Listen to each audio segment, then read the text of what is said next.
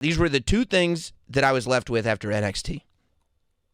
You've got your Jordynne Grace, Blake Monroe, but also, I'm watching, right? And when Trick Williams won the TNA Championship at the NXT PLE, I think I was surprised, like most people were, but also immediately I'm going, oh, I think I get it. I think the point is to go to Slammiversary with the rematch and then Joe Hendry. You know what they always say, the babyface chasing is the best version of the babyface. You go to Slammiversary and you have Joe Hendry chasing down Trick Williams, and then Joe Hendry gets the title back. That's what I thought from the moment that the bell rang and Trick Williams was announced. I go, okay, that's just like, not paint by numbers in a bad way, but generally speaking, it's like, yeah, that's how you tell a wrestling story. But the thing about wrestling stories is you really got to listen to what's going on in front of you. Things change at a moment's notice. Everything is different all the time. And that audience reaction is going to dictate where you're going to go, even if it might be different from where you thought you were going to go. Man, I'm watching NXT last night, and they said that at the Great American Bash, they're going to do the contract signing. They're going to do the triple threat, right, with Joe Hendry, Santana, and Trick Williams. And I swear to you, dude, I would have thought, no-brainer, Joe Hendry gets the title back. And, because everybody's doing the Joe Hendry dance, I think it's time for Mike Santana to get the TNA Championship. I think that Santana getting that championship on a night like Slammiversary, because Santana, even though he's made those NXT appearances, I still think he comes across like a TNA wrestler. I think that Joe Hendry, who's great, has been around so much that it's almost like he comes across as a guy that WWE clearly loves. He's at WrestleMania, he's on the NXT shows, he's at the Royal Rumble, he's all over the place. I think the idea that it's like at this massive TNA show in an arena, that instead of going for either the guy who's on NXT or the guy who's become one of the most famous wrestlers outside of the WWE in the world because of how over his whole act has gotten on the internet, instead, you go with this guy who over the last couple months has built so much organic fan support. And you go with this guy who has put the work in, who has built and built and built and built. And you end up with that kind of being the image of TNA. Because the thing about Joe Hendry is, at this point, like, he was the world champion. At this point, I don't know that being the world champion adds to Joe Hendry. He's always going to be Joe Hendry. He's always going to have the entrance. He's always going to be able to tell great stories. He's always going to be the perfect guy to work with a big heel. He's always going to be, he's almost, I would say he's an attraction, which is a good thing. Like, he's this attraction. Joe Hendry is on the card. And you're like, oh, okay, I'm going to go check out this TNA show because Joe Hendry's on the card. And whether he's fighting, whoever, his rivalry with AJ Francis or whatever, I'm going to go see Joe Hendry because everybody's talking about Joe Hendry. I think you can have that and a world title picture, and I don't think they have to be, combined. It's almost like, I feel like The Fiend, who is completely different than Joe Hendry. The Fiend is a guy who maybe should never have been the WWE champion, because that's where things get complicated. When you take somebody who is such a character and has such character elements, and anytime he's in the ring, the whole situation kind of shifts into more the way he tells stories. I don't think that's a bad thing. I think that you could say that about The Undertaker. I think that you could say that, about The Fiend. I think Joe Hendry is on that list too, where it's like, this is a Fiend match. This is a Joe Hendry match. This is a whatever. And I think that sometimes when that thing gets so big that you put the world title on it, that you start to get into this spot where you go, okay, what's bigger here, the act or the championship? And if the act is that big, what are we going to do with our world championship? I think that Joe Hendry loses absolutely nothing. If Joe Hendry is not the world champion of TNA, I don't think it makes one iota of difference whatsoever. I don't think anybody looks at Joe Hendry as lesser than. I don't think Joe Hendry comes across as less of a star. I don't think Joe Hendry comes across as less of a threat. I don't think any of it. But I do think that if you look at it, and after watching that steady build, Santana becomes your TNA champion. Santana is a world champion. Then all of a sudden, you've got the world realizing that this guy that is slowly becoming one of my favorite wrestlers in TNA is this world champion level guy. 877-344-4893 is the phone number today. 877-344-4893. And, you know, I think that with moves like this, I just think the mobility of it, I think the fact that it's not necessarily as predictable as everything else is, like, and I don't mean predictable in a bad way. I mean predictable in the sense that we know where the story is going before the story starts. I think if you can get past that a little bit and go into like, yeah, but this thing is happening organically and make people feel like this organic thing is what's being executed on, I think wrestling fans, and I know I can speak for myself, we feel rewarded when that happens. And, you know, and I feel that way for sure about the Joe Hendry, Mike Santana, Trick Williams situation. And I absolutely feel that way about Jordynne Grace winning the title and starting her story with Blake Monroe. And I think it goes to the partnership that NXT and TNA have had, in the sense that, like, NXT has not just been used as a place where there are some TNA guys who can have exhibition matches. And TNA the same way has not just been used as a place where NXT guys can have exhibition matches. There's been, like, real commingling. There's been storylines that carry throughout. And it leaves me, you know, at this place where maybe if I'm not watching TNA every week, but I am watching NXT every week, now I'm invested also in what's going on over in TNA. 877-344-4893, 877-344-4893 to come on the air with Notsam Wrestling live here on Pro Wrestling Nation 24/7. Let's go to Lehman in Virginia. What's up, Lehman? What's up, Sam? How you doing, dude? Doing good.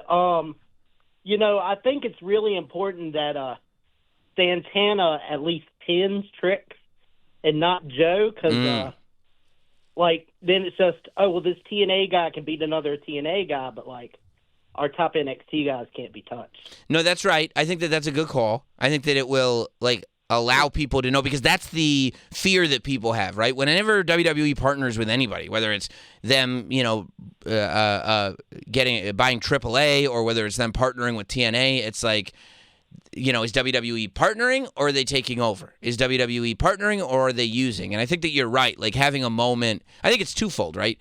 I think having a moment where Trick is the one that eats the pin is like, yeah, that's why we're doing this. That's why we had our guy beat your guy, so that one of your guys could beat our guy.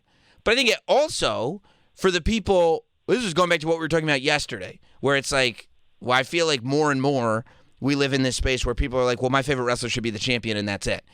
And Joe Hendry is a lot of people's favorite wrestler.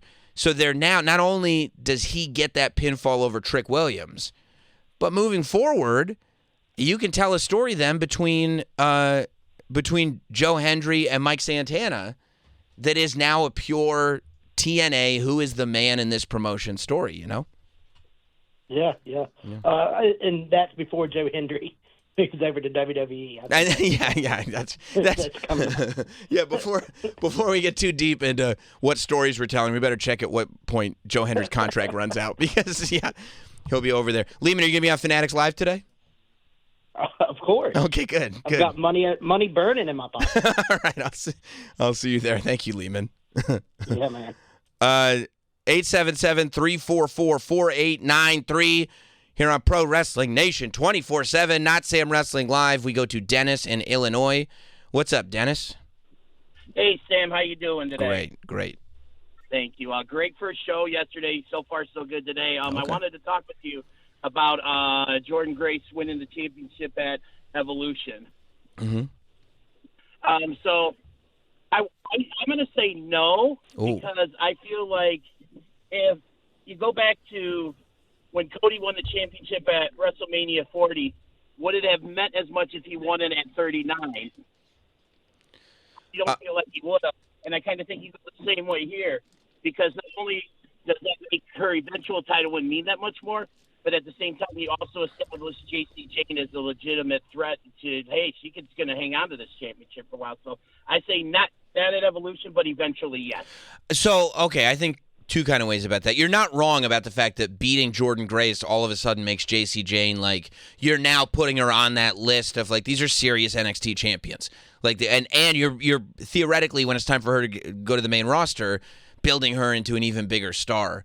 But at the same time, like, I think the Cody thing is different because people were waiting years for Cody to finally win the title. It's the Dusty story that he's finally finishing it. He's bringing the title into a Rhodes household, and he's fighting, the most dastardly, devastating champion that's ever existed in Roman Reigns. Like it's Superman versus Doomsday. Like it is the match. And I don't think that that's ever going to be the case with J.C. Jane and Jordynne Grace. And I also don't think that Jordynne Grace, I think as amazing as she is, she's not Cody Rhodes. So I kind of feel like Evolution, I think that I would hope that they put Evolution up on this pedestal, where it's like Evolution is a historic show. It's the second one. The first one was, 2018 or something like that? But it's like... Yes, I believe so. Right. It's like an all-women show to really show off what the WWE and NXT have. And I kind of feel like if you build J.C. Jane, that's fine. You can get a big victory for Jordynne Grace. But when the victory comes, is it as big a deal as if it happens at Halloween Havoc that it would have been if it had happened at Evolution? I agree. That's a fair point, and I kind of thought about that too when I was formulating my opinion, my take on this. But no, that's pretty very valid too. So cool. Thank you, man. Thank you. Yeah, I just think you also have to keep in mind that, like, for better or worse, like Evolution is it's an all-women show, but it's looked at as a main roster show. Like this is the headline match is Rhea Ripley versus Io Sky. So the idea that Jordynne Grace gets this moment, it's like if you're invested in WWE enough that you care about Rhea Ripley and Io Sky, which is like those are the two big stars in the women's division, then you're also going to see there's a lot of people who haven't necessarily watched Jordynne Grace on NXT. A lot of people who watch her, I'm sure some of you listening are like, why is he spending a half hour on NXT? I don't even watch NXT. Well, that's fine, but it's not your show. It's not you wrestling. It's not Sam wrestling. So I'll make the call there. But my point is that you're gonna be in a scenario where there will be more eyes on Jordynne Grace having this moment. I think that's kind of where I come down on it. Drake in Los Angeles, welcome to Not Sam Wrestling Live. Oh, what's up, man? Yeah, I didn't know what was going on. There was a different show on there, so I just heard the bell, and now I'm on, so thanks for having me on. And, I wanted to talk NXT and TNA, and, Trick is the champion for TNA, and I think it's only a matter of time before, a TNA wrestler gets the NXT title, and I think wait. You think a TNA guy's gonna beat Oba? No, not Oba. I'm talking about the tag titles, not the world title, just any title. Oh, gotcha. And if I had the pencil, I would say the tag team titles because I think I believe the TNA tag team division is stacked. We've got the Fatal 4-Way ladder match at Slammiversary. Right. And I think one of those teams that doesn't win could easily, go over to NXT and have a great run with the NXT tag titles because I think TNA's tag division with the Hardys, the Rascals, First Class, the Nemesis, and I think there's a few more tag teams that could be up and coming in TNA and have a good run in NXT. Okay, so the Hardys have said, or they've at least implied heavily, that they may be done if they don't win the championship at Slammiversary. So it's not going to be the Hardys. If it's between the other three, who would you pick as your TNA team to win the NXT Tag Team Championship?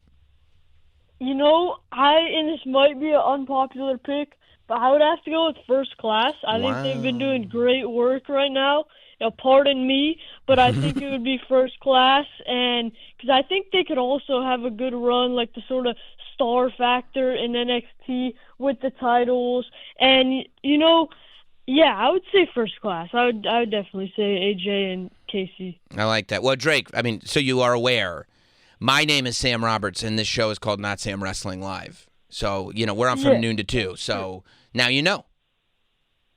Mm-hmm. Okay, thank you, Drake.